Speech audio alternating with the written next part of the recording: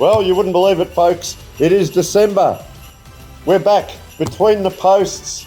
My name is Tony Neill. I'm joined by Phil Herden. How are you, Phil? Tony, I'm very well. Merry Christmas to all our viewers. And yes, it's time to start thinking about football again. The AFL have kindly decided it was time to share their fixture with everybody. Now the rest of the football world can get on organising season 2023. Now, Phil, December. 3 things happen, folks, in December. The suntan lotion comes out, the mozzie spray comes out, and of course, pre-season starts up. And what happens in pre-season? We see the new faces coming in and we see some old faces leaving, which leads us to, Phil. You might notice a vacant chair. And one of our originals, Sean Jacko Jackson, who the longer he was with us, sounded more and more like he wanted to get back into coaching. Well, lo and behold, that's what he's done. The Kingston Southeast Saints will be Jacko's next coaching project. We wish Jacko all the best, and we'll be keeping a sharp eye on how the Saints go this year. But of course, it means that we need to scour the South Australian football landscape for a worthy replacement. And for that, let's go back to the 2019 Adelaide Footy League Division 1 Grand Final. Well, today, the Adelaide Footy League crowns its best of the best. So it's important to bring in a Top Gun commentator, feeling the need for speed, and certainly a maverick. It's a good afternoon to Tommy Javor. Thank you very much, Phil Herden. It's great to join you. They obviously get us together for the big games, mate. There's no bigger game than the Division 1 Grand Final, a place where Paynham's been twice before. Will it be third time lucky? I'm not going to lie to you, Phil. Let's hope so. I'm here to call it right down the line with just a touch of Paynham love and passion as a life member. By God, what an honour and what a privilege. Let's get it on. Yeah, see him jumping the fence. Well, I haven't wanted... There it is! They've done it! They've done it! The first of the Deep Line Premiers! Yo, bloody fantastic! Tommy Javor's watch says infinity. Macca's men have done it. 14 years as a coach, a man who's achieved everything. And now, Paynham Norwood Union in sheer delirium as the Falcons have flown to the top That's of the right, mountain. folks. The voice behind Paynham Norwood Union, historic first ever Division 1 premiership. Tommy Javor, what a coup. Thanks, for Phil. us. The heart rate's just come back down from 2019. What a day. And great to be on the show, mate. Thanks for inviting me. Thank you, Tony. Obviously, we've all been together before, and here we are again. Teared up watching that, Tommy. Fair dinkum, that was so emotional. Yeah. Righto, mate, we're going to throw you right onto the fire as we speak. What have we got on tonight's show? Deep end, I tell you what, they've come in. This show's got 10 segments. I'm used to 4. But tonight, on Between the Posts, we've got the changes to Between the Posts. We've got the, it's me, Between the Posts. I feel like a bit of a Phil and Tony sandwich at the moment. I'm right in here. We've got, of course, something close to my heart, changes to coaches. Of course, I've left Glenunga, not that matters, but I've come here, greener pastures, if you like. And there's plenty of coach movement, isn't there, gentlemen? Plenty of player changes, players floating all around, coming out the sample. Dartfish promotion. Thanks, Dartfish, for having me. The ins and outs of each division, really exciting times, of course. I love the promotion and the relegation of Adelaide Footy League. It's the thing that excites me the most. We've got a discussion topic. We've got our 2023 awards, goals and marks, of course, a handball competition, and the biggest handball target I've ever seen, just to the right of camera, to your left, and, of course, the last word topic. So that's 10 segments. Stay with us. It's going to be exciting tonight.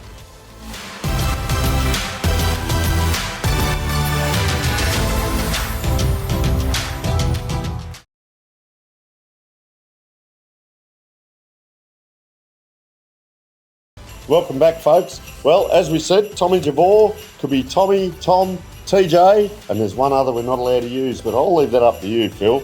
A little bit of background on the great man sitting to our right, and we actually met 5 years ago. The first game that I commentated put me to a bit of a test down there at the Oval. I can't mention what happened on air, but pretty much helped me along that first time, and you've been commentating, presenting, well, as far as we know, 5 years, but there's a whole lot more because I know you do the Central District stuff, you were doing the wrestling. There's a lot of stuff going on here. TJMC for hire, mate. Yes. Yep.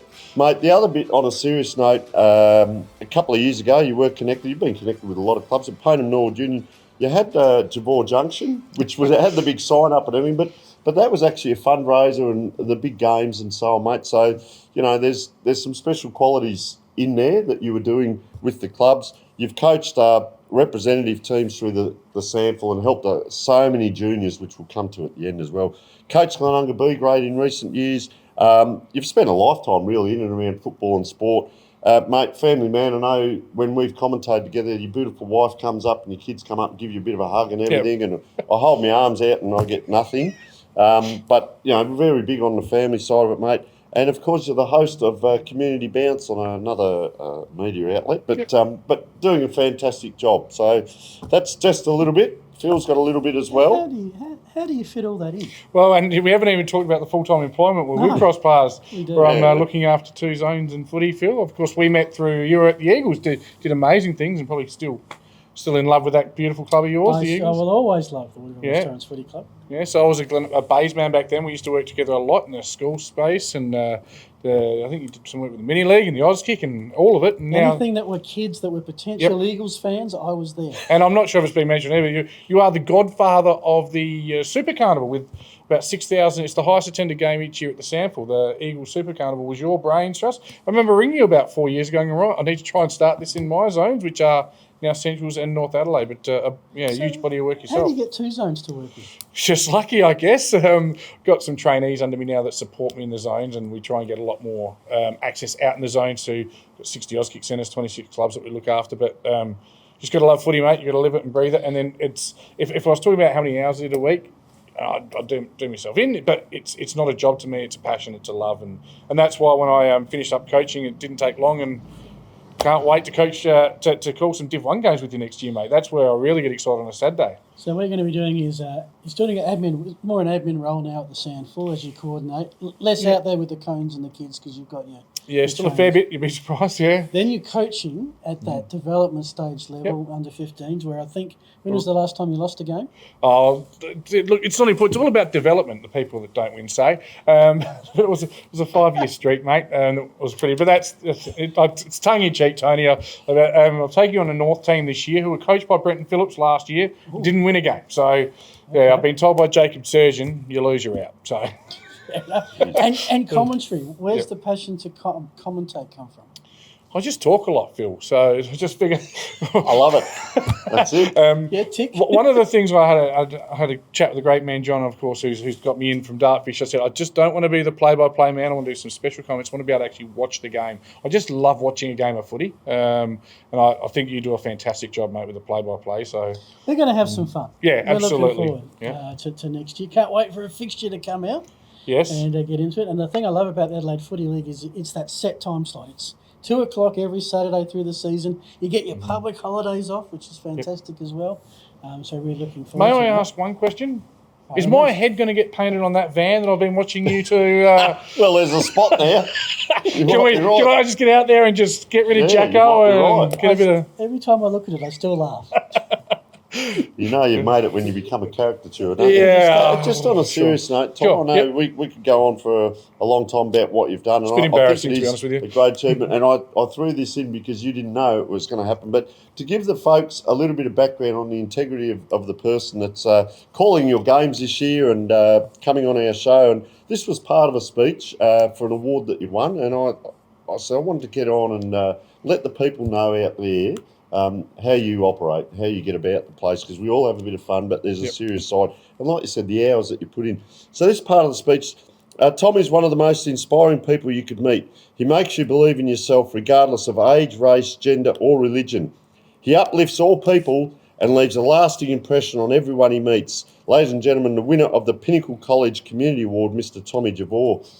One of the one times you couldn't actually speak. Yeah, after that. I'm not going to lie. Last time I heard that, I got so emotional. I got up to collect the award just for 500-600 people, bawled my eyes out and said thank you and sat down. And that's sort of on the back of the work I've been able to do with the Basher Hooley Foundation, create a pathway for children of multicultural nature. It's massive what we're doing in that space, and thanks to the SANFL for giving me that opportunity and the support I get. It's not just me.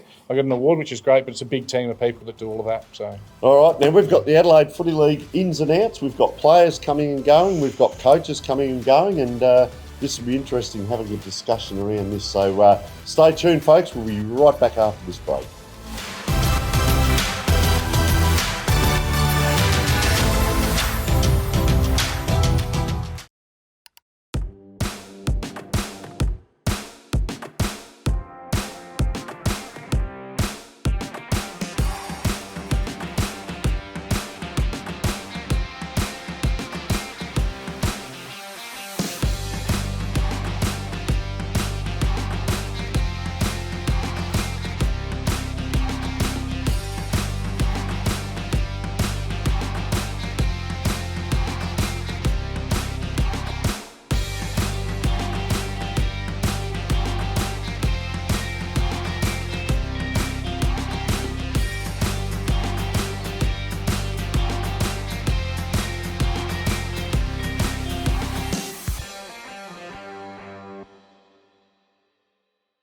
Welcome back, everyone. This is Between the Posts, our Christmas edition for 2022. As we look forward very excitedly to the 2023 season.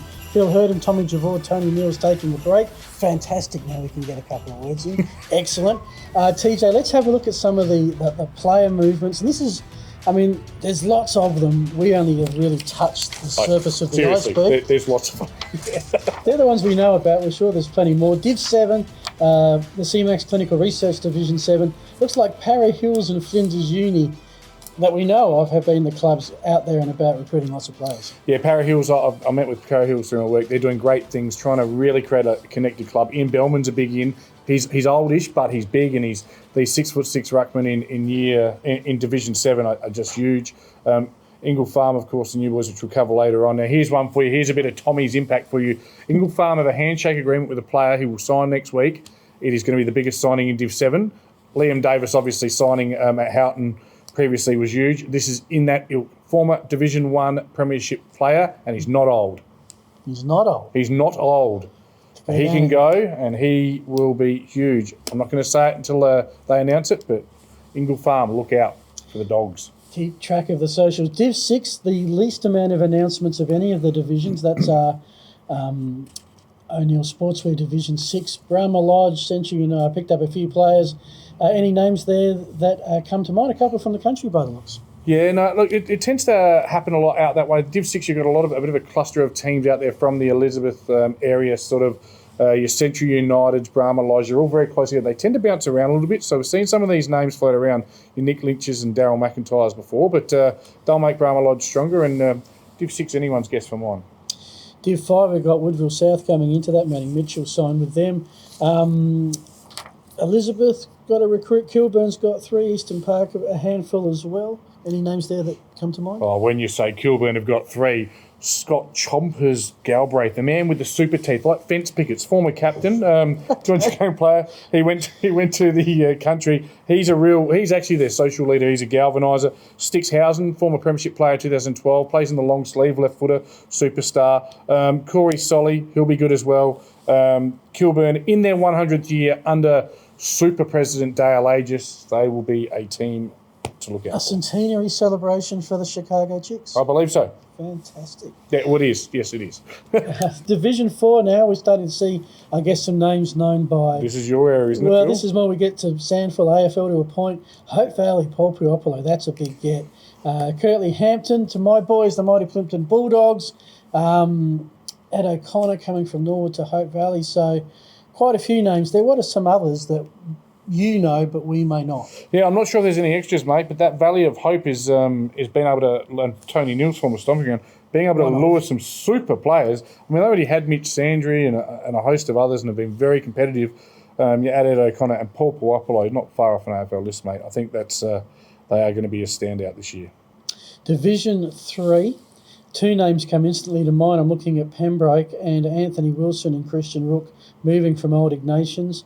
Ryan Thompson comes from Broadview to Pembroke, so they've finally got that premiership, moved up that level, and they've recruited accordingly.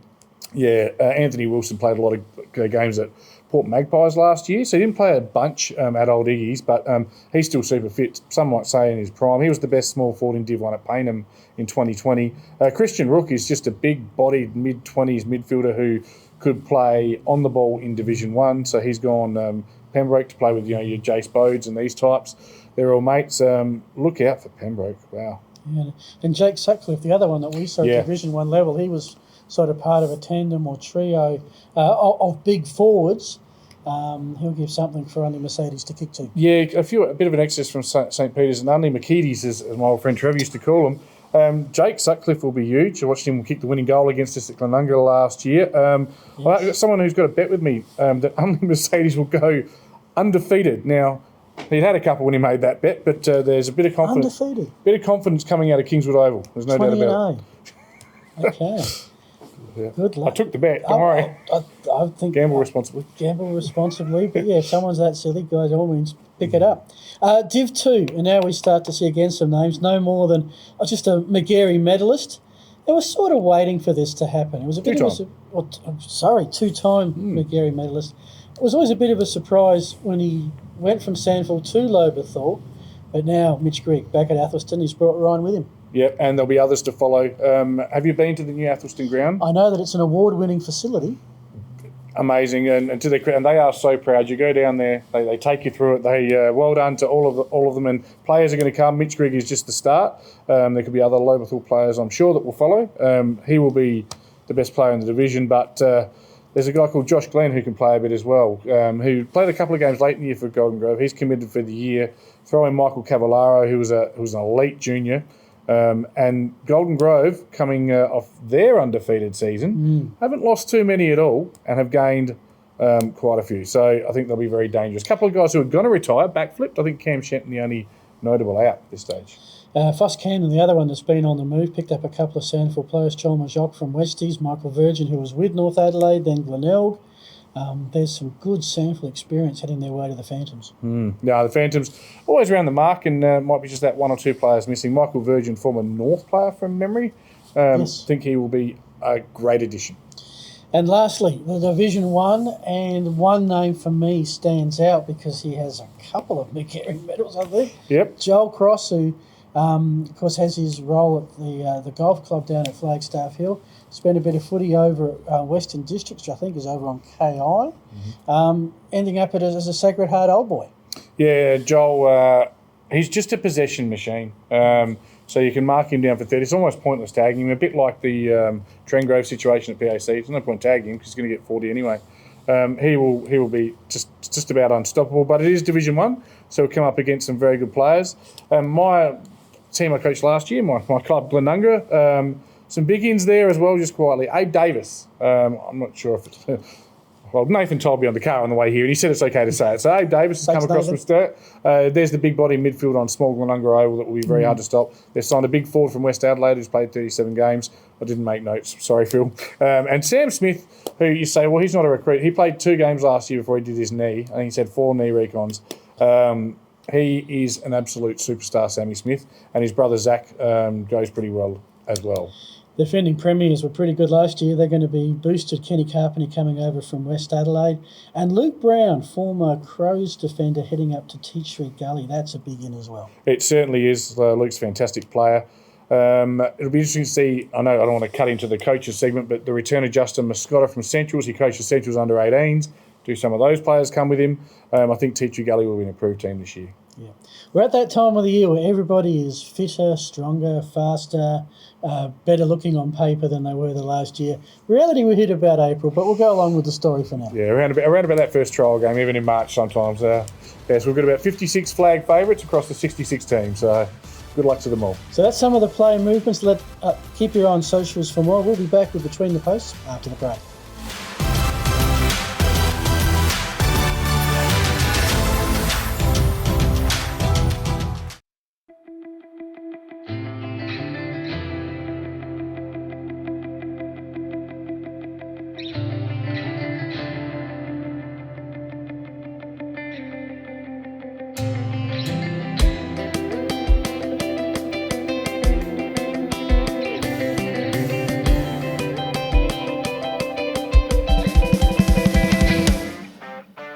Well, welcome back, folks, and a lot of news going around with coaches this time of the year, and you get to the end of the season and you hear the rumours and then you start to see them sign and it's come out on social media, and good on the clubs. They're very proud of the new coaches, and always an interesting one, Tommy. You get the new job at the start of the year and everyone loves you, and at the end of the year you're gone. You know, what changes there? So more let's than have a third of the clubs in the league have changed their A-grade coach. That's a phenomenal stat. There's over 25 here, yeah. Oh, it's a couple of years ago on the sample, I think the bottom 5 all left as well. So changing coaches is becoming a lot more common than it used to be. So we look at Division 7 first of all. So Michael Dean, O'Sullivan's beats Lonsdale. So we covered their one of their rounds of football last year, and they had a change of coach throughout the season, and hopefully they can stabilise now. Football royalty down there, the Dean family. His nephew Kai Dean was superstar, Glenelg under 18 captain. I expect good things out of OSB this year. And you mentioned Para Hills in the player movement. They have been very, very active, and good on them. Division 7, and that's how you climb, isn't it? You recruit, you get stronger, and up you go. And Craig Forby trying to really connect the club as one, getting good numbers on the track early. I met with the club, and I'm expecting good things from Perry. Certainly improvement anyway from last year. Mark Kamenik at Mitchell Park. The Cabbage, they call him. The Cabbage. Yes, he was former Eastern Park coach a couple of years ago. And he had my old role. Before I was there, he was Glenunga B-grade coach when they were maybe Div 3 or Div 4. Oh, so, there we go. Yeah, been around the traps. And Kerry Payne at Eagle Farm, you might know a little bit about. The biggest one of the lot, I think. So I was on the interview panel with Matt Bedgewood and Nick Pope on this one. We headhunted Paney. We wanted him. They've got him. That's good. good. And he's taken Brahma Lodge from Div 6 to Div 3. He took Eastern Park from Div 4 to Div 1. This guy's a super coach. Great to have him back in the coaching ranks. Just on that too, Tommy, I will say we've interviewed some coaches over the last few weeks for the show. Michael O'Day at Marion, absolutely outstanding. I've got, because we had Brian Lees on, which we'll come to later, Jason DeLuca at Scotch. And there was another one, Andrew Zobel the other day at Adelaide Lutheran. Don't worry about the level, what division they're coaching, just talk to them about coaching stuff. And a lot of these blokes, geez, they really like sharp. They really get what 2023 style coach is about. And it's a lot more than 2 hours on game day. Division 6, so we've got Joshua Considine at Smithfield up and running again. Yeah, a body of work done behind the scenes there from Jess Collis, Stevie Cook, Dwayne Nisbet. These guys have battled and battled. They kept the women's team going. They've gone from 0 juniors 5 years ago. I think they had 7 teams last year. They've done the work. They've built the foundation. They've got the seniors back. Wish them all the best. They've signed all the players they need to, and hopefully they'll be competitive. You talk about culture. I coached against them a couple of years ago. I keep saying it. You go out there, all the wing, all the way down to that far end is just, there are not thousands, but hundreds of people out in the deck chairs. There's a pretty big culture and a great following down nice there at oval Smithfield. too. Really nice. It is. Andrew Zobel at Adelaide Lutheran, as I spoke, interviewed him the other week, and very knowledgeable guy and pretty switched on to where he wants Adelaide Lutheran to get to and where they see themselves. Matt Lee at Brahma Lodge. Do you know anything about Matt? Oh, he's replaced Dean Steele. I saw a great interview with you and Dean last year. Yeah, that's it. After finals. Well, here's the big one. Greenacres go Division 7, Division 6. Now, there's another great feel-good story. Portland, Smithfield and Greenacres, all just getting going. Greenacres win a premiership, which Pulteney did back in 96, 97, in around that time they got going again. And it's great to see these clubs get going again. And they win a premiership. Ben Bamford comes in as new coach. Yeah, I think he was the coach of the B grade. Paul Merrick did an amazing job last year. I think Paul's got work commitment, so there's nothing untoward there. There should be good continuity going from one season to the other. His brother is the president as well, which has got nothing to do with the appointment. Nothing to do. There's no nepotism there. But they're just very well run. I love their motto last year. If you don't want to be a Div 7 club, don't behave like one. And to their credit, they're in Div 6 and the sky's the limit. Yep. Something there for everyone, isn't there? Division 5, Jared Catamole. So I can remember doing recruiting back in the late 90s, and he was running around for the Eagles, and good footy knowledge, that young man, and he's taken over Woodville South. And here's the other one, Stephen Zweck. So he was the premiership coach at Lockleys. I think they got up by a point or two there. Didn't know where he went last year. I don't know whether he just had time off or coached somewhere else, but he's come in and he's now Colonel Light Gardens coach, who finished 4th. So he's already walking in to a pretty good squad, and is he the guy that can get him up to that 1st or 2nd? Yeah, the man they call the Z-man, coaching experience. Always been really giving of his time in the media too, whatever the institution might have been. He's been fantastic.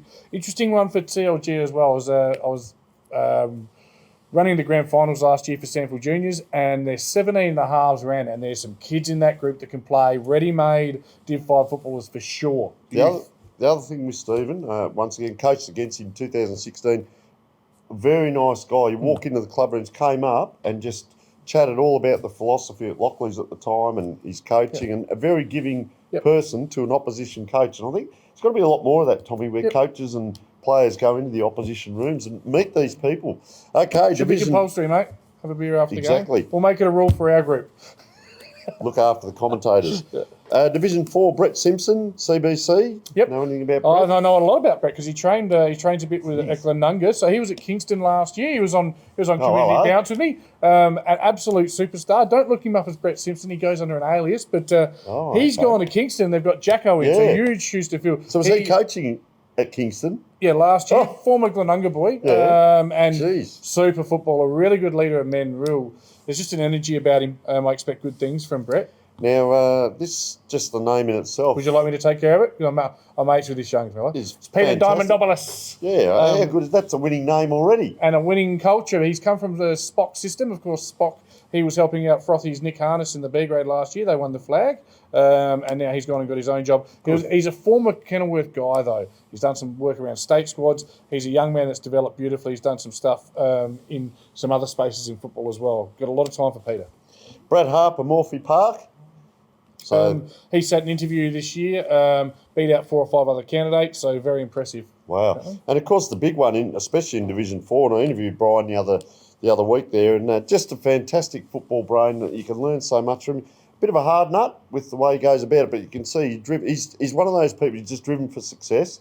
Mediocrity breeds mediocrity, but he knows how to get success. And Brian Lees at Portland will be a pretty good fit down that way, I'd suggest. Whenever I catch up with Brian, we always have a beer. You love him or you hate him. Well, I actually love him. I appreciate everything he's done in football. Good. 6-time premiership player for Port, Yep. 2 times premiership player at Glenunga. He takes no brace and bit. I'll just Yep. rhyme it. 100 AFL games. He's had some good coaches. Yeah, a Richmond man. Knocked out Scott Stevens, which is pretty funny to me in the in the Sample Grand Final. But it's his way or the highway, so he'll really whip Portland into shape. And I think you need to have boundaries and you need some steering if you want success. Yep. And, very good fit, as I said. Division 3, Josh Gould comes in at Flinders Park now, so they've had a change of coach there.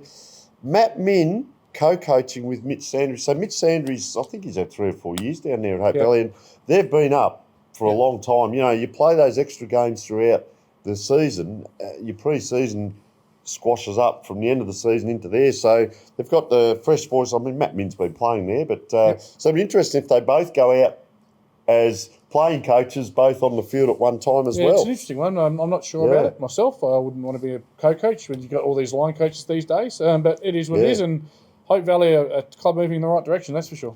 Jason DeLuca, once again, another young man on a path. Scots, they had their troubles last year, once again with coaches stepping aside mid-season and players taking over and so on, which is good on them to keep going. But Jason DeLuca came in for an interview, very well-spoken gentleman, and once again, he's got his ideals, as they all do around coaching. So we wish him all the best. Craig Smith at Seaton Ramblers, he's starting to get around to a few different clubs, but quite successful coach up there at Harndorf, and because in our league as well. Yep. Very well spoken. So very good coaching IQ. Yep. You know, a lot of these blokes know what it's about. And I think it takes you 2 or 3 years to understand coaching fully. Yeah, the stuff 100%. that goes on off the field and getting your head around it. I've been coaching now for 23 years, and I still say I learn stuff every year, and I try and evolve, and you've got to learn and change with the time. So Nick Harness, Smosh Westlake. Yes, he's fresh off a premiership, Division 1 reserve premiership for Spock. They used to call him, well, down at Spock, they call him Safety Harness. As a member of my punters club, we call him Frothies, but actually saw him out with the Smosh boys recently. He's going to be a fantastic asset for their club. I rang him today. I said, let me ask you some tough questions for the show. He gave me some quotes.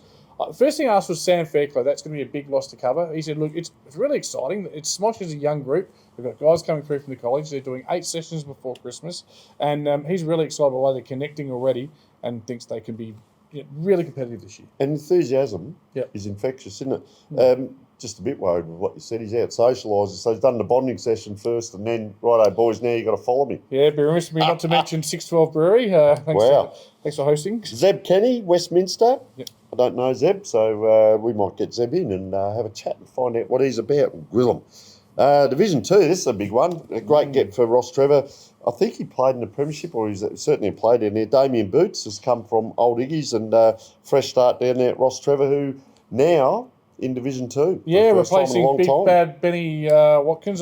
Come up against Ross Trevor last year. To say their supporters were disappointed that they got relegated would be an understatement. Really? They have a high expectation. I mean, it's not that we're not that far removed. Maybe 2018, 17. Yeah. They won the Div 1 premiership. They expect success. They probably had a lot of turnover of players. You know, Hurley and the big forward.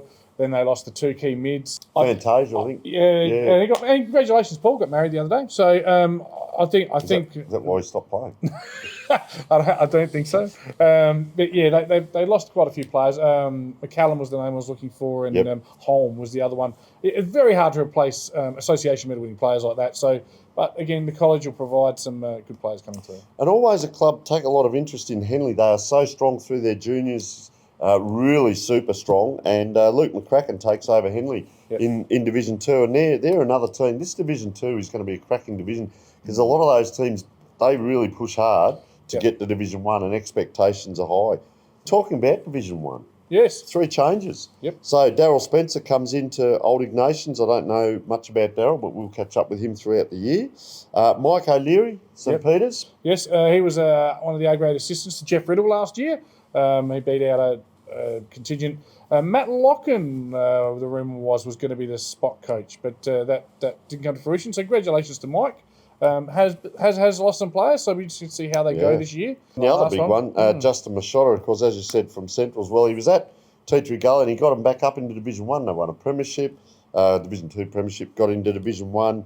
They won Division 1 as well. Yeah, they did too. They beat Ross Trevor. But he knows through and through, doesn't he? He knows Tea Gully, and I believe on the socials, 3 years. Signed for 3 years, yeah. And signed for 3 years. It's going to be interesting to see how it galvanises the group. So someone like Alex McKay, who was coaching, he now can concentrate on playing, and we know how good Alex McKay is. Good player I think too, two-time medalist maybe. And whether guys like Stent, and Spittle, and the Showmakers, and all these types are there. It's one Showmaker's gone. Yeah, well, is he gone for next year? Is he? I believe so. Grimes did say that to me. So yeah, Scott is very good at galvanising a group, and well spoken, and he has very high standards. So that's our coaching changes throughout the season. But quick discussion, Tommy. We'll just go straight into it. You're fresh out of coaching. 2 years at Glenunga? 1 or 2? 2 years coaching, seniors at Glenunga. I work with a lot of coaches, and we're starting to see specialist coaches, people that only want to be a line coach. Yep. And not be a senior coach or a reserves coach. Oh, the other one in Division 1 coaching, of course, there's a bloke that's left Glenunga B grade. Yeah. A new one. But come back to this. So how did you use your coaches? Because you got forward line, back line, midline, but now, and I've talked to coaches interstate as well. There's combat coaches, there's clearance coaches, stoppage coaches, there's stoppage coaches, tackling coaches. So it's changed just from those 3. Did you have assistant coaches? Yep. How did you run with them? Yep, certainly. So I can only speak for last year at Glenunga. In the reserves, I had forwards, mids, back coach, line coaches that would take the groups at the break. But the age-old adage when we played, Tony, you did what the coach said because he told you to do it, and that was the end of the discussion. This day and age is the information era. You not only need to justify what you're doing and how you're doing, you need to explain it, why we're doing, what processes we're taking, the training, that whole pricing purpose. And there's you've really got to work through with the kids, and it's non-stop feedback exercise. Yes.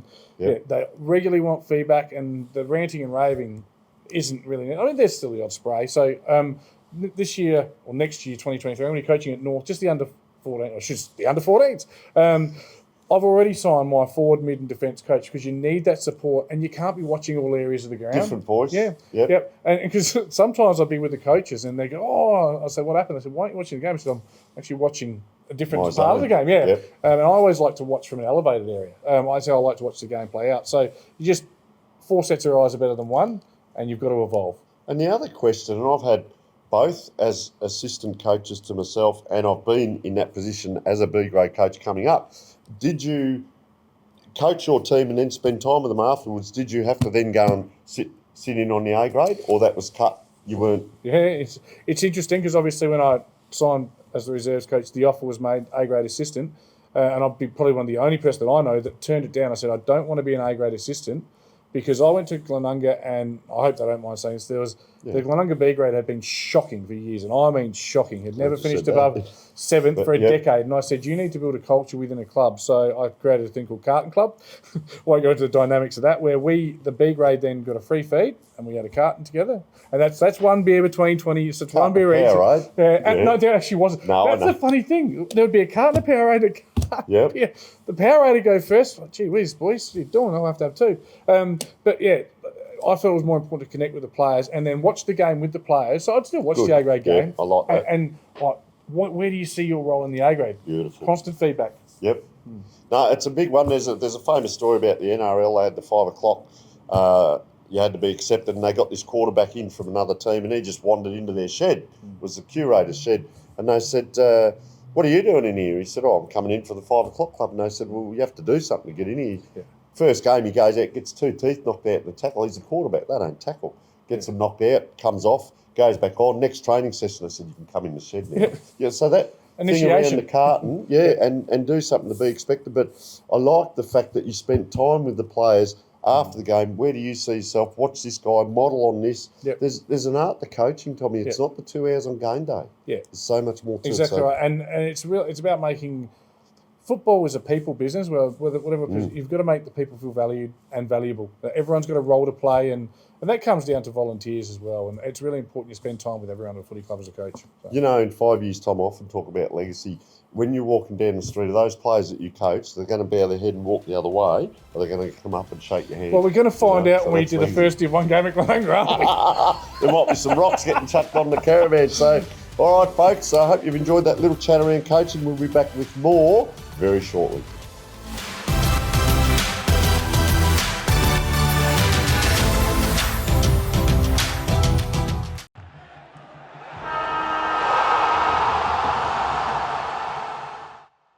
Welcome back, folks. Well, Dartfish, very huge contributor and partnership in with the Adelaide Football League. And of course, as you know, every game is filmed from Division 1 through to Division 7. And I know Tommy Glenunga were very strong on using a lot of the vision and the stats for player feedback and so on, because it's a very integral part of it now. Quite simply, you can't be a coach if you can't do analytics. You've got to be able to at least do something. And Dartfish is your best friend in the Adelaide Football League. And this is the beauty of it.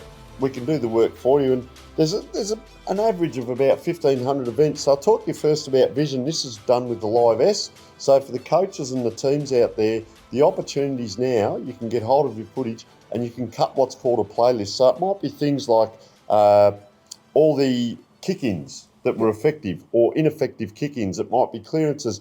It might be, I know we used this last year with a club where we did a coast-to-coast just to build them up leading into the finals. So there's 1,500 events.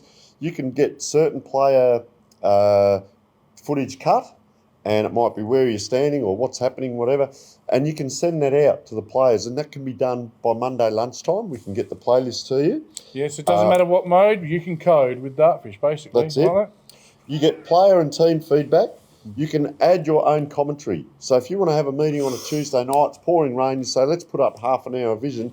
You as the coach can already have your playlist and talk over the top of that, plug it in, play it, and it's all done for you. So there's so many things. That's just on the vision alone. Then you've got the drawing tools. So you can highlight certain players. There was a clearance one that we looked at where the players are standing, and you can highlight them with a circle. You can put words in. For female football, you can show angles. You can draw in arrows of kicking angles and so on. All of this feedback can be sent out via Facebook, WhatsApp, email, etc. The other big thing that we're talking to clubs about, they're really getting hold of, is to promote the sponsors. So nowadays you can put the sponsors up and you see them up above the bar or sign on the fence. But if you do a highlights package that gets sent out, that's a lot of these clubs have got over 1,000 people watching their Facebook page, and you've got your sponsors on there. You can put it up big, small. You can have a highlights package, sponsor the goals, whatever. You can put music into the background of it, whatever.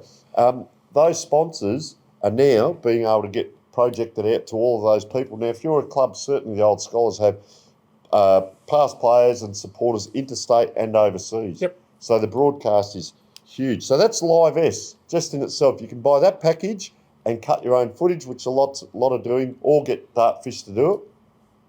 The next bit is the exciting part, because we go to a landing platform for your stats and analysis. So we've been doing this Division 1, 2, 3. Most of the clubs are doing it now. We've seen it on the show. We would stand in front of our landing page and you'd look at simple things like disposals, kicks, marks, handballs, tackles, clearances, but also things like contested marks, uncontested marks. So you get an overall view. But then you can go into your set actions. So your set actions are like your heat maps.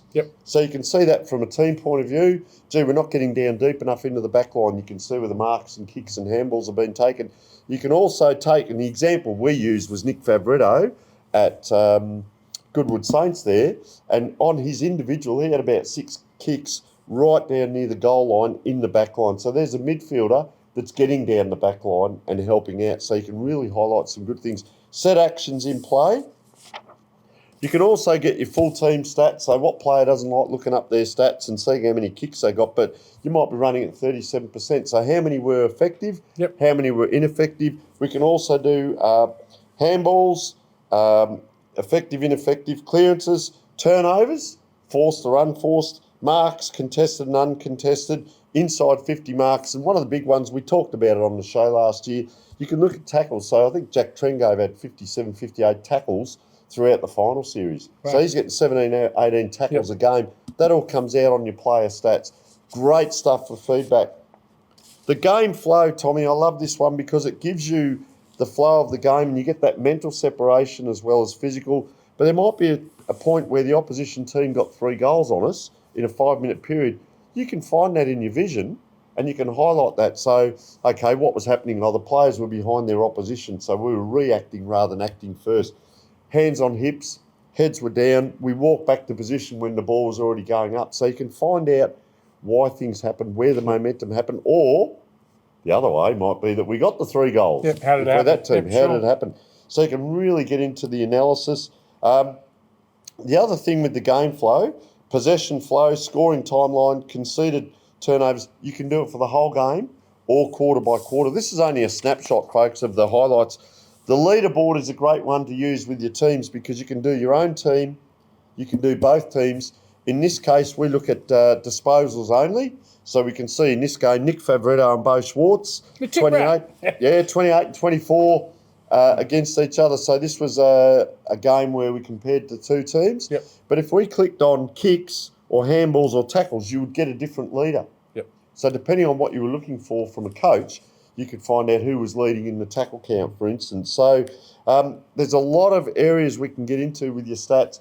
We know that 2022, 2023, you watch the AFL, you've got every statistic required. Yep. It's the way it's going. Vision is being used by coaches at all levels. We've had... it's not just the coaches, it's the players that get on and do it themselves. Well. They cut stuff feedback for coaches. Coaches say, can you find me an example? And they've got their WhatsApp groups or whatever, and you see them using the Dartfish analysis, and they do. They provide it to each other. They share the information because, I mean, it's real. It's tangible. It's in front of you, and you can't hide from the footage. And we've had some coaches in that didn't realise that this was available. They knew the games. We said, have you watched the games? Oh, yeah, we see the games.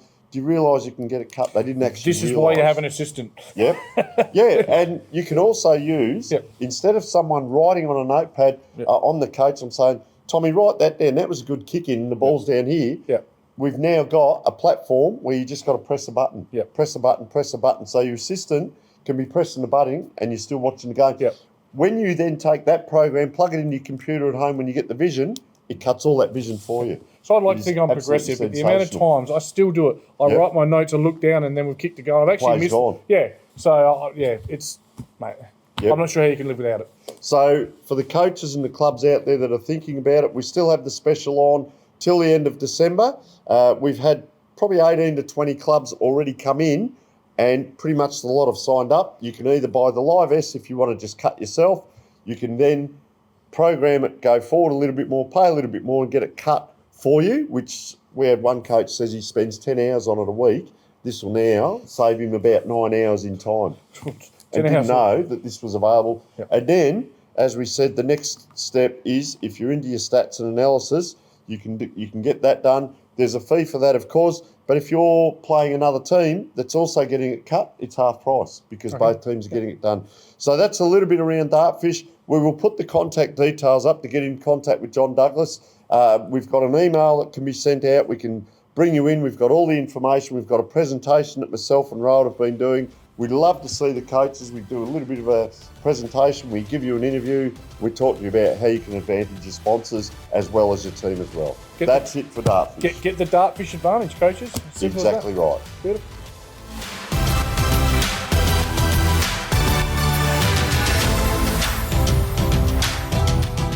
Well, folks, we're down here at the Banner Crew. Our friend, supporter and sponsor of Between the Posts has joined us. Welcome, Jason Goods. Thanks, Tony. Nice to be with you. What can the people out there expect to buy from the Banner Crew and get looked after? Pretty much anything that you can put your club logo on or a message from the club, whether it be, like you mentioned, a marquee or a flag or an A-frame or a banner. a stubby holder, a pen, anything like that, anything that you can pop the club branding on. Everything's customisable. So basically we've got an in-house design department with 2 graphic designers that can work toward getting the message across that you're after. We're down here at 318 to 326 St Vincent Street, Port Adelaide. Jason, thank you so much for your support. Welcome back, everyone. Between the Posts, our special Christmas edition as we leave 2022 in the rearview mirror and start to look ahead to an exciting season ahead next season. We're with Phil Herden, Tommy Javor. Time to have a look at the movement of teams in terms of who's in what men's division, because it is something unique and I think wonderful about the Adelaide Footy League, TJ, that teams are able to find their own level, they're struggling, go down a bit and then build to bounce back. Yeah, it facilitates a bit of an equality in competition. You do see teams go up through the divisions and down through the divisions, but generally and you look at some divisions, they're very even throughout the year. So I think it works.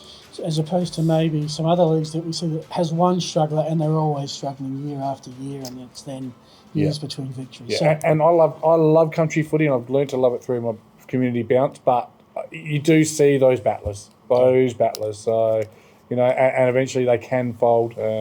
Club Dogler as an example, and or merge, as we've seen. It's happening a bit. Anyway, let's look at the Adelaide Footy. We start with the CMAX Clinical Research Division 7, where there is no relegation. There's nowhere else to go. Greenacres and Adelaide Lutheran. Great story for Greenacres. They took the year off, they came back and took out the premiership last year. Yeah, very strong team. Really well coached by Paul Merritt last year.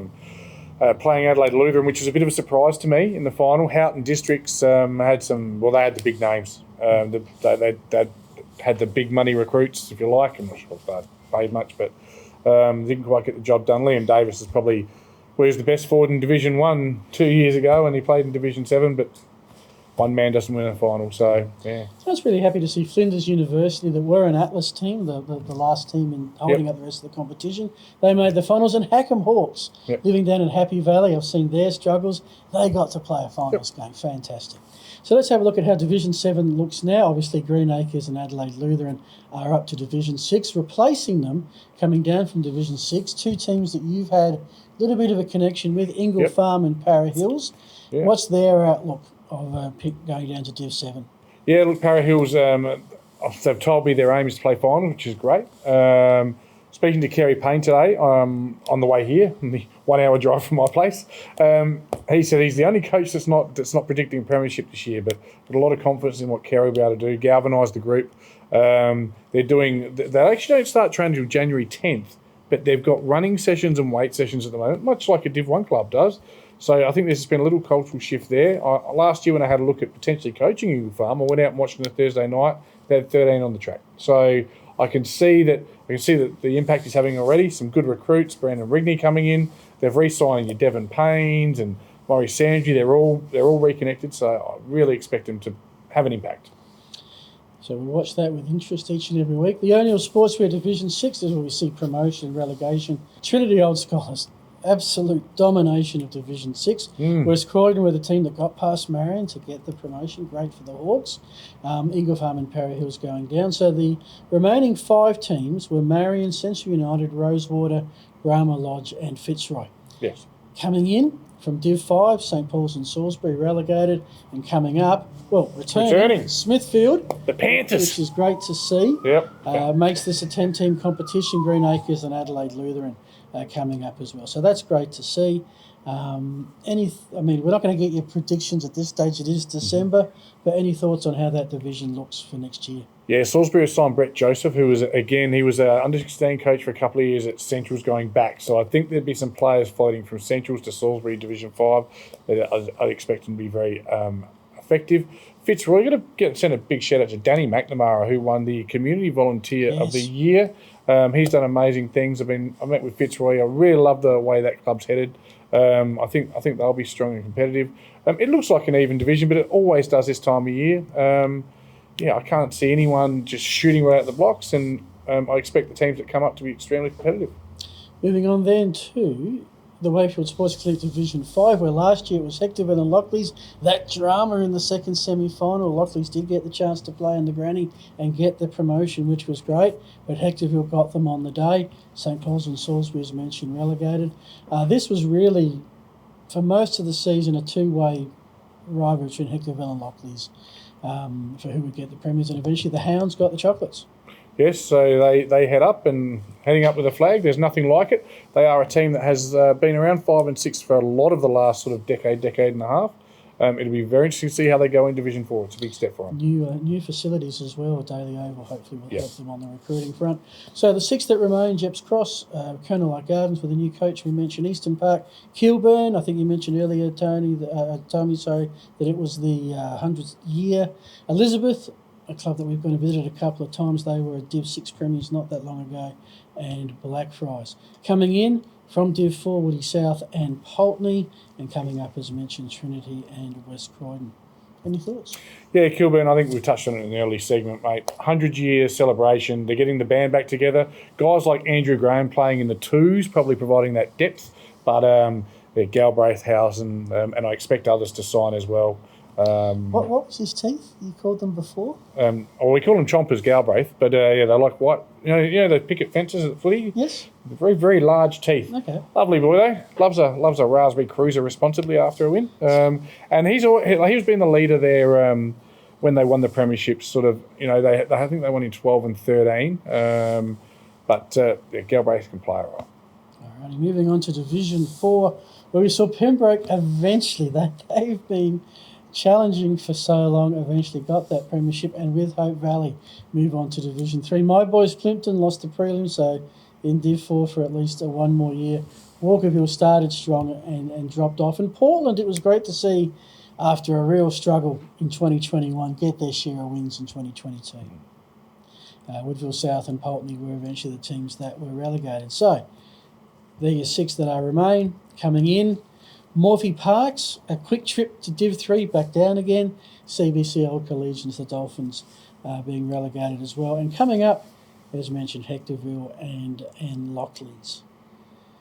Would obviously love to see my boys Plimpton as the top team of those that remain charged forward for a premiership. And I reckon they took a few people by surprise last year. They pretty strong year. They were around the mark all year towards the end. Obviously, the standout last year was Pembroke, but a really impressive year. Paraka as well. Paraka were real smoky. Come finals, they knocked off, I think, Walkerville in the first week of finals. Paul Dittmar's 50th year at the club. It was, seriously, 50 years involved. Walkerville, for me, they're the underachievers in that group. You don't see Walkerville down in Division across the last 30 years. You haven't seen them down there much. Of course, next year, the 25-year reunion of the Walkerville 98 Premiership team, Phil. Look forward to that one. Hopefully we can get out there for that game. And I'll tell you the one, though, Phil, Morphy Park worry me. They've come down, new coach, but I know they've lost Sammy Walker. He's having another crack at league footy. Matty Doldig is just too busy now to play, I believe. And a couple of others, so I'd be interested to see how they go. I think they might not be jumping back up. Division 3, and last year Golden Grove, again a team that had been threatening to rise over some time, got the premiership. Edwardstown, they're in this battle with Flinders Park and Modbury for much of the season. Westminster and Scotch, I think we'll let that one just go through to the keeper after the dramas, who was going to play finals last year. Nick Harness out at Smosh, as we've mentioned, a good mate of both of ours. Morphy Parks and CBC relegated. Seaton Ramblers, I think from memory, got an upset win at the final week just to stay alive. So Golden Grove, Edwardstown and so forth removed. We've still got Flinders Park, who again have been knocking on the door of Div 2 for a while but can't get back in. Modbury, Westminster, Scotch, Smosh and Seaton. Coming in, Only Mercedes, the Jets and Gazer, who were in Div 3 2 years ago. Surprise grand finalists, came straight back down again. And coming up, Pembroke and Hope Valley. Yeah, one thing that stands out to me about last year is I've never seen so many undefeated A-grade premiers. You know, Golden Grove, Trinity, Pembroke. Yeah. And I look at the Pembroke list and it's not a Div 4 list, it's not a Div 3 list to me. There's just too much top-end talent. And with the school right there and a great connection between the school, I think Jimmy Allen, when he was coaching there, was working at the school as well. So there is that connection, as we say. Get those talented first 18-year-olds in, they can be very, very good Div 4 footballers. So I'd expect them to be very dangerous. And, I mean, as I said earlier on, someone's bet me Unley Mercedes are going undefeated, so maybe they know something I don't know. Yeah, indeed. So we go through to the Breakthrough Mental Health Foundation Division 2, where we saw Broadview and Sacred Heart get their promotions. Athelston just missing out. North Haven, who came up from Div 3 last year, couldn't jump 2 in 2 years. Henley, just waiting for the Sharks to rise and get back, because I always knew Henley as a traditional Div 1 club. Same as Foss. 2010 premiers, were they, or 2011? Yeah. Speaking of that, you've got Foss, you've got Salisbury North, you've got Adelaide University, all teams that have spent a fair chunk of time in Div 1. Only Mercedes and Gays are relegated. So the teams in white, they're staying. Coming in, Ross Trevor at the Chateau at Campbelltown and Payneham Norwood Union. The Fowks, my beloved Fowks. I can't believe it. You take off for something else and it just... You're blaming me for that. Give us a spell. Golden Grove and Edwardstown coming up.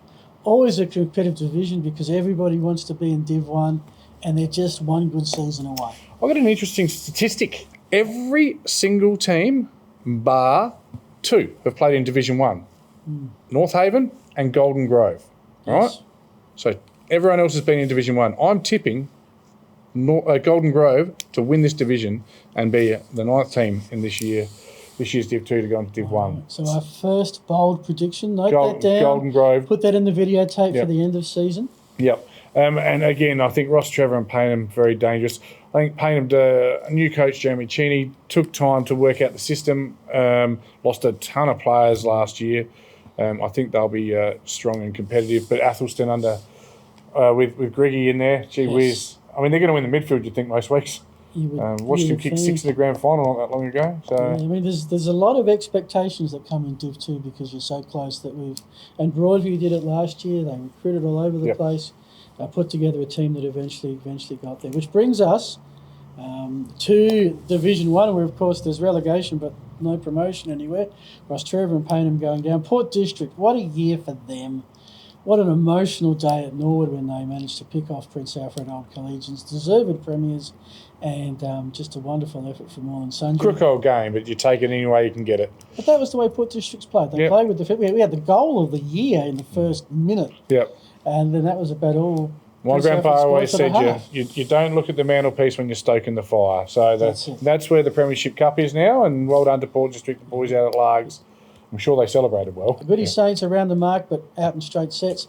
Glenunga, for mine, and I think for most of our team last year, it was great to see them be so competitive. Well, tipped to finish bottom, let's be honest. And overachieved, I felt, last year. Absolutely. Watch out from this year. And the fact that we had, of the top 4, 2 teams that hadn't played finals the year before, I think was pretty good as well. Exciting. You just didn't know in Div 1 last year. So.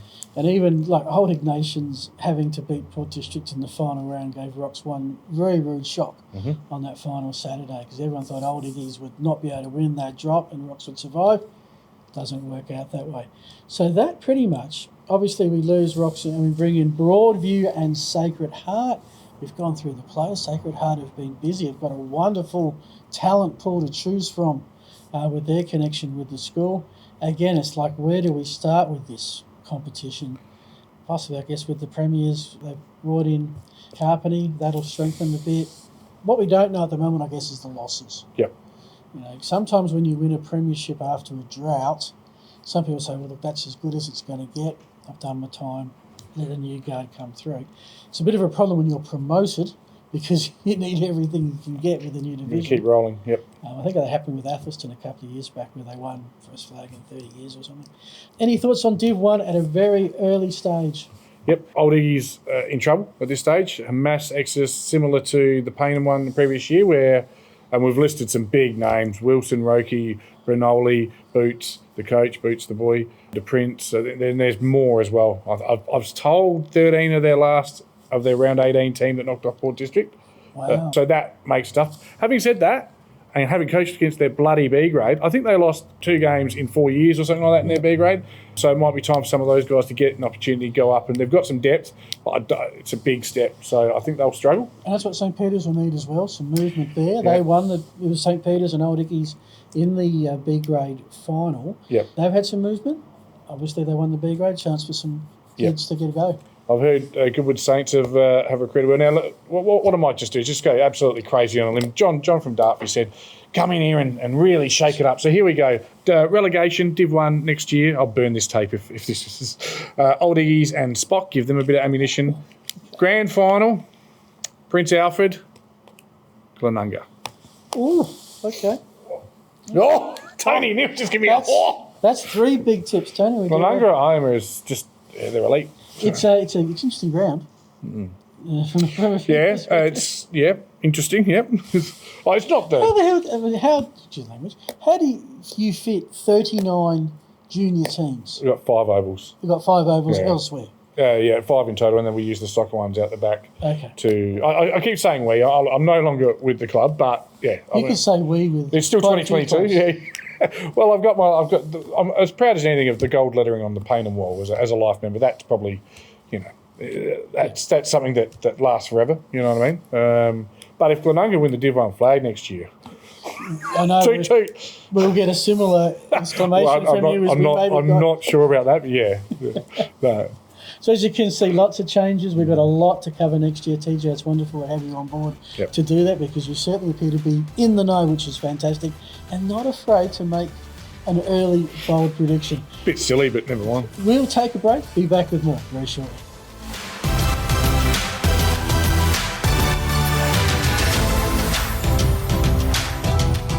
G'day guys, the Simon Black Academy is all about education and sport. Our partner in education is Torrens University, where our students either do a 1-year diploma course or a 3-year Bachelor of Business. Around that we run a football and athletic program based here at Norwood Oval, and it's all about trying to develop and take our students' game to a new level. Around that also, our third pillar, besides education and football, is personal development. If you want to get involved, check out our website, which is simonblack.com.au.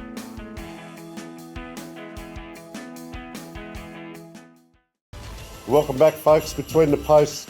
We wouldn't be anything, Phil, without our magnificent sponsors that help us out every week. And I'll tell you what, just go through a couple of the ones that helped out this year and what we've got planned for 2023, because this is very exciting for the clubs in every division. Some exciting news coming up. So the first one is Archie's Footwear. You can see the thongs hanging over the front of the desk. If you're wondering what those white things were, that's them. They are the most comfortable thongs. You'll sleep in them. I say it every time. Simon Black Academy, fantastic this year with the awards for the Division 1 games. Dartfish beanies, of course, through all the best players in every division when the games were being done. Iconic Dartfish. I love it, Phil. We had people in West Australia asking us, where can we buy them? So you've got to earn them. You've got to earn them. Do you wear beanies in Western Australia? Oh, yeah. Yeah, okay. Of course, Sports Interactive and Filming Footy, who do a lot for us behind the scenes, and perhaps don't get the recognition, but they look after the scoreboard and a lot of the data and analysis that goes on as well.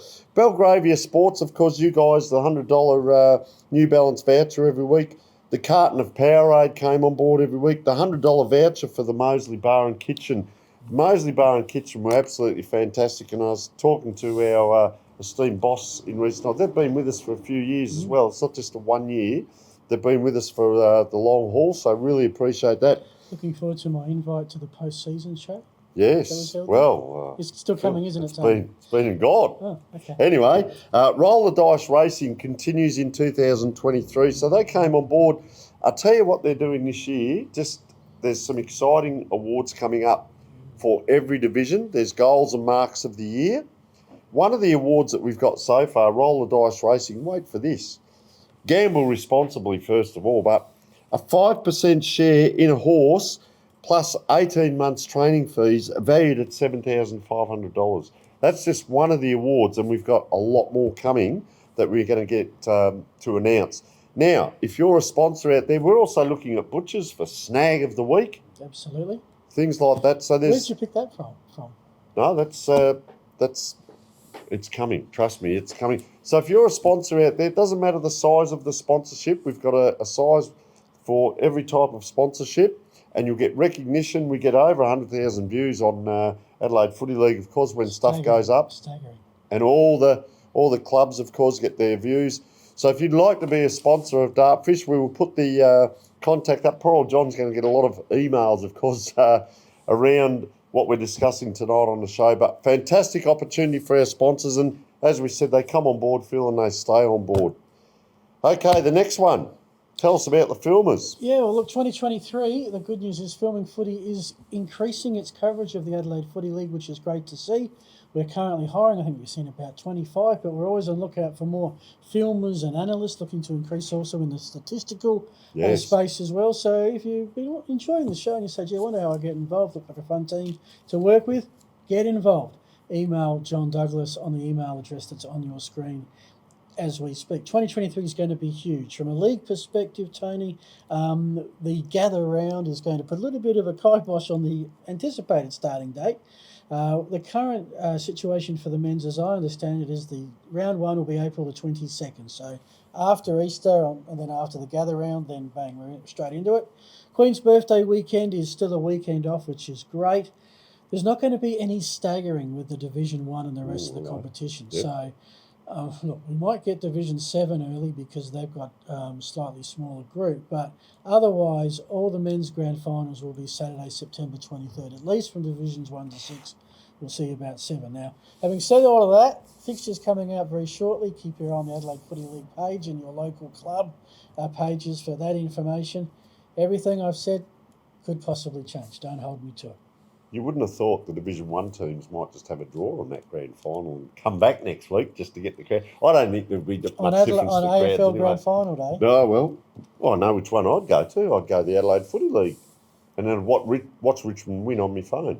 Anyway, we would like to thank... The archive section. No, we would like to thank all our clubs. There was 67, 68 maybe coming in, men's and women's. Because without you, the people at the clubs, we wouldn't be up here presenting the show. We appreciate the support. We walk around. I know you said it a couple of years ago, Phil. People notice us now and they come up and want to talk about the show, and it's fantastic. We welcome that. So cooperation with the interviews from the coaches, and sometimes on game day, we're interviewing players and coaches pre-game, post-game, win, lose or draw, and we really appreciate being able to get in and see what goes on in the club rooms as well. I know Lambo gets in and does a bit there. Lambo loves it. Our committees, our players and sponsors, we love to hear from the different avenues that are out there, what's going on at your club, because they're all important. The canteen, the staff and volunteers, of course, Tommy, we did Glenunga's magnificent chefo there on the barbecue when we went out for that game. I was about to say canteen/barbecue. You love that I canteen stuff, don't you? I'm looking forward to seeing what Sacred Heart and Broadview offer in the barbecue steaks. No and pun of course, intended. The staff and all the volunteers, they're fantastic. You turn up on game day, there's people there 10 o'clock in the morning setting up and doing things and helping out. And can we get you a spot? Can we get you a bit of food? Where do you want to set up? What do you need? Where's the power? So fantastic for all the volunteers. And of course, the clubs are now realising that every game is filmed, a position for the filmers, and that's getting better and better now. We're getting our filmers, whether they're up on the back of ute, up a ladder, on a roof of something, of course, with safety, but we're thanking those clubs that are really getting on board, because you get on to your Dartfish Live S and your stats and analysis and you want to watch that footage, it's important that you put that filmer in a good spot. Also, if one of your players takes the goal, kicks the goal of the year or takes the mark of the year, you got to have a pretty good cameraman to save it for posterity and put it up on the socials. So by all means, please continue to do what you're doing and look after our camera people. Now, the big news, Phil, what's happening with our live streaming? All right, 2023. well, Division 1, every Division 1 game will be live streamed in 2023. And commentated. And commentated. So let's say there's 5 on a given Saturday afternoon. There'll be 4 games streamed with a commentator, because really vision without any commentary to give perspective is a little weird. There'll still be the match of the day. That'll be myself, that'll be Tommy Javor, that'll be Craig Lambert and the Filming Footy crew. And as we have done in previous years, we aim to get around to everybody during the course of the year. Division 2 to 7, it's a selected situation. So if you're involved with a Division 2 to 7 club and you have an event, I know you do OSB Lonsdale's, reconciliation round, past Players Day, anniversary events, launching a new facility, bar mitzvahs and baptisms and marriages, let us know, let John Douglas know, we will be there. I think we had 3 reconciliation rounds this year, because we were down south and Sean went and did a Division 4 game. Yeah. I reckon it was. So we're there on a, ad hoc basis. If you've got the event, you've got us, would love to come out there and get as many games streamed as we can through what promises, Tony, to be a huge 2023.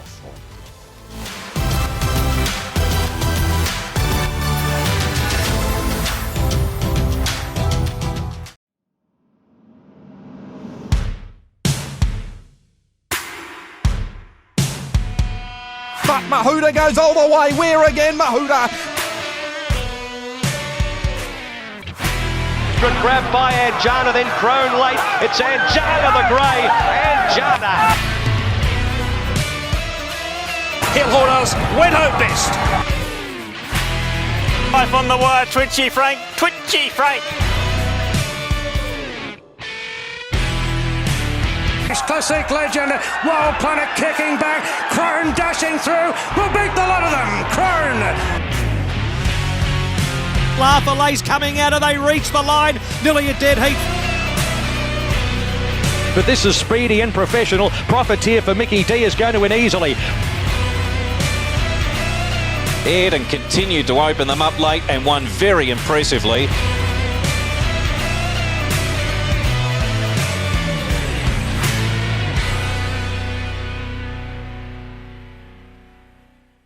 Well, folks, thanks for tuning in. We've come to the end of the show. Tommy, you've survived, and Phil, as always, the ultimate professional, mate. You're commentating, I don't know, you're up in the hundreds there with all the sports you're doing, but I'll tell you what's happening, a little bit of news for next year in our final word. First of all, Phil has done a magnificent job to all those people tuning in.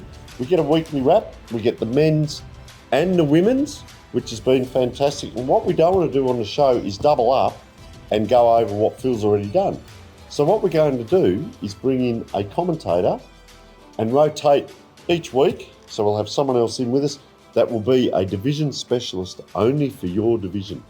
So for instance, Tommy, you're about to be thrown in the deep end. You will be our Division 1 specialist. Can you name the 10 teams? No. I certainly can. And Phil, you're probably going to select a division that you know... Div 4, I reckon I might go Div 4 and it's probably scoreboard. Reacquaint myself with the Plimpton Bulldogs. My first job in footy was the scoreboard operator there at age 15. So. And I'm still tossing up because I've got a couple of the clubs have moved out of my division now. Yeah, they've all moved of your out. teams are in Div 4 now. They've gone their separate ways. I've got a bit of a leaning towards Division 7. I've got a lot of respect for the people and what they're doing down there, and I reckon I can pump them up, Tommy. So that is what is happening, first of all, with our weekly wrap and the show moving forward. It's going to be a big year. Oh, huge, mate. Huge. Next year, of course. And as we say goodbye to 2022, I want to thank you all as our viewers for your support, your viewership and your comments, your feedback. Those that pass through rumours to us, just remember, don't send them to Jacko anymore because he won't use them on the show anymore. Send them through to the email that's on your screen at the moment and they'll get passed through. But just thanks for a great 2022. We're all excited and looking forward to a fantastic 2023. Yeah, now I've been brought in to do a bit of comedy. So yesterday, of course, was my birthday, and obviously the presents are in the mail, boys. But it's time to move on to the most important birthday of them all, and that is my good, long-time, close personal friend Jesus. God bless you. It's his birthday coming up. Of course, Chris, I've prepared something down here a little earlier. I wonder what was between your legs there. Let me get it up. And here it is. Oh, there it is. For all of you that are waiting for Christmas, here it is. Guys, it has been an absolute pleasure being on. Get ready for it. How big is it? Between the posts.